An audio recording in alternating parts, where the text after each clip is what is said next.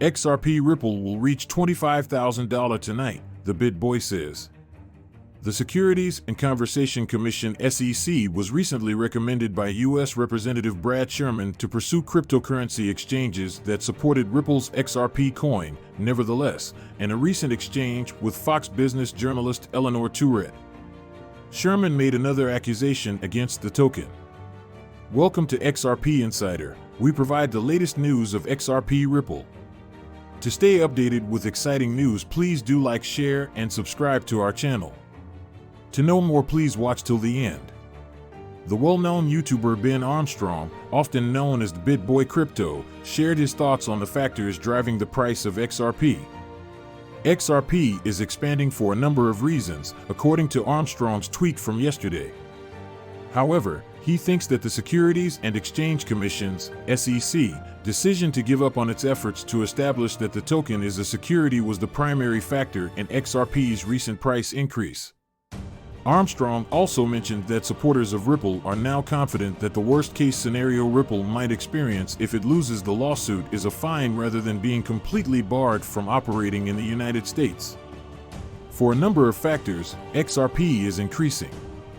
However, if I had to pick just one, the Ripple community can be very certain that things are now fine even in the worst-case situation after the SEC officially gave up this week trying to establish that XRP is a security.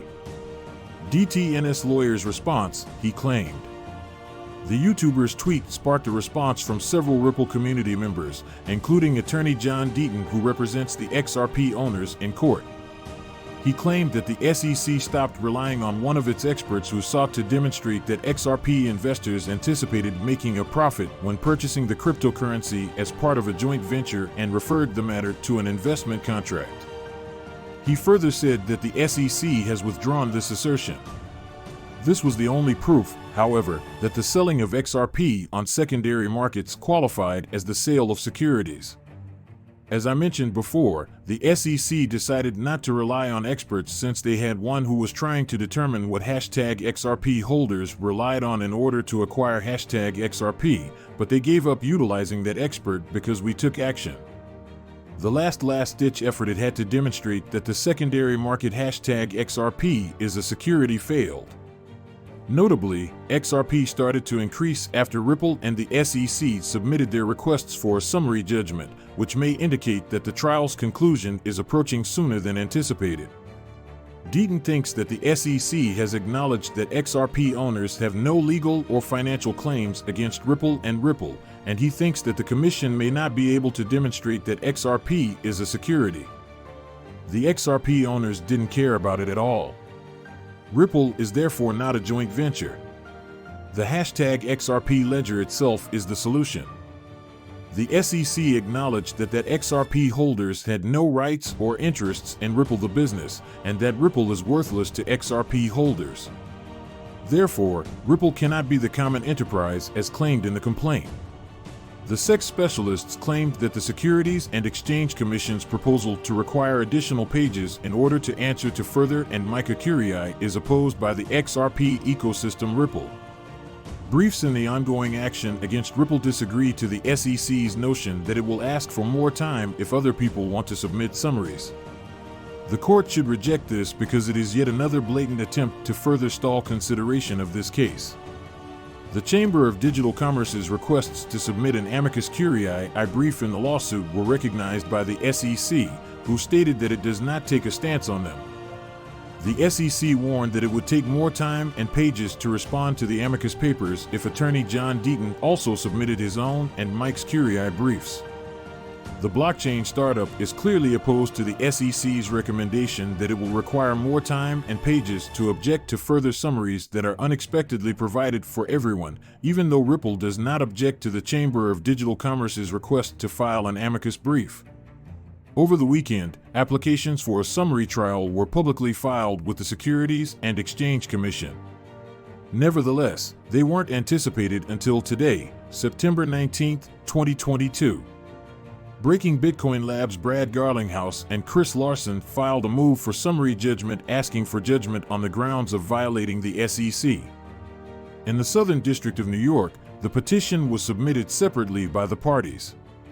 And the SEC based its case on the idea that purchasing XRP as part of a joint venture transforms the cryptocurrency into an investment contract that needs to be governed by our securities laws.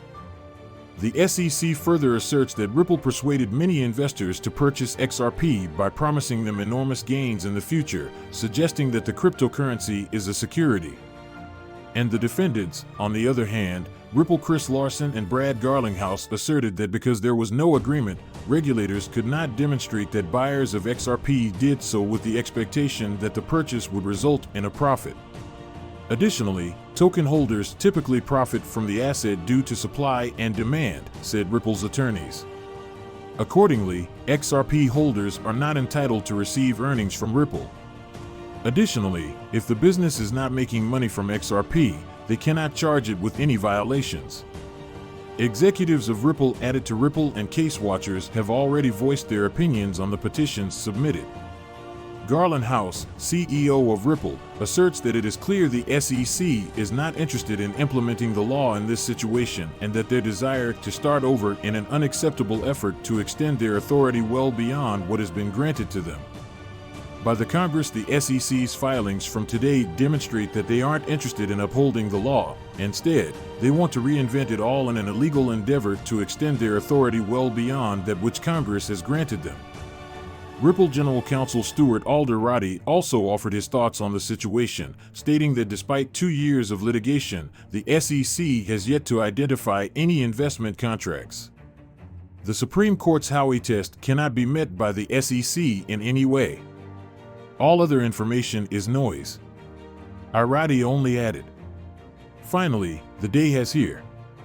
You can see a copy of our motion for summary judgment here. The Securities and Exchange Commission is now in serious difficulty, according to attorney Jeremy Hogan, a partner at the legal firm Hogan, following the filing of a recent request for summary judgment. I've just read the summary, and I can see that the SEC has a few serious issues. One of her experts concurs that market forces, not Ripple, are mostly responsible for price movements in XRP. The Securities and Exchange Commission has the onus of proving everything in this case, thus the fact that it has not noted that any of the XRP buyers had heard Ripple's purported marketing spiel is a major issue. I just read the papers, and the SEC has a few significant issues. I'll see the video tomorrow. 1. All of its experts concur that market forces, not Ripple, are primarily responsible for variations in the price of XRP. Ouch. Concessions of this nature are ideal for summary judgment. Upcoming court dates. The summary of objections are anticipated to come by October 18th, and Ripple has over a month to object to this group of petitions. The responses are anticipated to be received by November 15th. By this time, all of the briefings will be through, and the judge will be waiting for the visitors to make their final judgment. According to James K. Phelan, on March 31, 2023, prior to so, Judge Torres will render a judgment on the expert petitions in the summary proceedings as well as the current XRP price. You can see yourself on the screens for today, and the total trading volume for the past 24 hours is $1,294,436,065. Additionally, we continuously update our XRP pricing in US dollars. XRP has decreased by 4% and 8% within the previous day. Do you believe XRP will succeed in court and recover its previous value? Answers should be posted in the comments. We would like to make